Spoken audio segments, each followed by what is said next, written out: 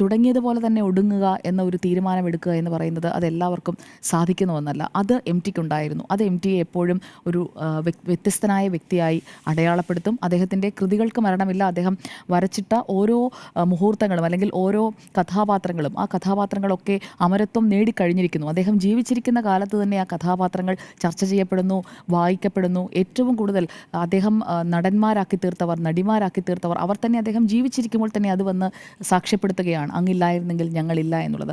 അതൊക്കെയാണ് ഏറ്റവും വലിയ ഒരു അംഗീകാരം ഒരു എഴുത്തുകാരനെ സംബന്ധിച്ചിടത്തോളം. ഒരു യുഗത്തിൻ്റെ ഒരു പൊലിമയായിരുന്നു എം ടി ജീവിച്ചിരുന്നപ്പോൾ. ആ ഒരു കാലഘട്ടം അല്ലെങ്കിൽ ആ ഒരു യുഗം എം ടി ഇന്ന് പട്ടടയിൽ അമരുമ്പോൾ അവസാനിക്കുകയാണ്. എം ടിയുടെ ഒപ്പം നിന്ന ഒരു 4 തലമുറകളെങ്കിലും എം ടി കണ്ടിട്ടുണ്ടാകണം. ഇനിയുള്ള തലമുറകളിലും എം ടി വായിക്കപ്പെടും. എം ടിയുടെ കഥാപാത്രങ്ങൾ, എം ടി എന്താണോ എഴുതി വെച്ചത് അതൊക്കെ ചർച്ച ചെയ്യപ്പെടുന്നു. അദ്ദേഹം തന്നെ പറഞ്ഞതുപോലെ നിളമെലിഞ്ഞു. അദ്ദേഹത്തിൻ്റെ ആ ഒരു കഥാപരിസരത്ത് മാത്രമാണ് പഴയ കൂടല്ലൂർ ഇപ്പോഴുള്ളത്. ഇന്നത്തെ കൂടല്ലൂർ അന്ന് എം ടി എന്താണോ കഥാപ്രപഞ്ചം സൃഷ്ടിച്ച ആ കൂടല്ലൂരല്ല. അങ്ങനെ മാറ്റങ്ങൾ ഉണ്ടാകുമ്പോൾ പണ്ടിങ്ങനെയായിരുന്നു നമ്മൾ, പണ്ടിങ്ങനെയായിരുന്നു കേരളത്തിൻ്റെ ഗ്രാമങ്ങൾ എന്നൊക്കെയുള്ള ഒരു അടയാളപ്പെടുത്തൽ എം ടിയുടെ കഥകളിലൂടെയും നോവലുകളിലൂടെയും സിനിമകളിലൂടെയും ഒക്കെ ആയിരിക്കും നാളെ ഇന്നത്തെ ഈ തലമുറയും ഇനി വരാനിരിക്കുന്ന തലമുറയും ഒക്കെ ഒരുപക്ഷെ കണ്ടറിയുക.